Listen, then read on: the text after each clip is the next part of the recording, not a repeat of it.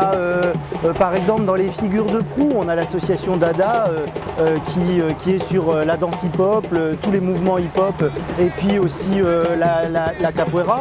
On a des mouvements comme Street Culture qui est sur le BMX et le skate. On a les mouvements des graffeurs.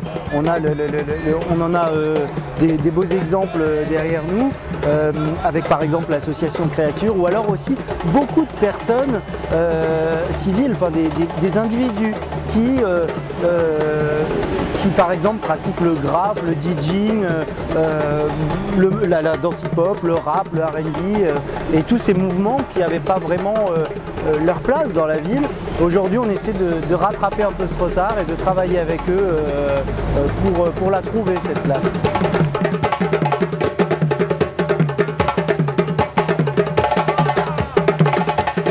La charte des énergies urbaines, elle provient aussi de ce groupe de travail qui s'est d'ailleurs auto-nommé, le nom énergie urbaine. C'était une volonté déjà de rassembler les mouvements sportifs et culturels, de dire voilà, c'est le mouvement urbain et c'est les énergies urbaines, c'est quelque chose d'extrêmement positif.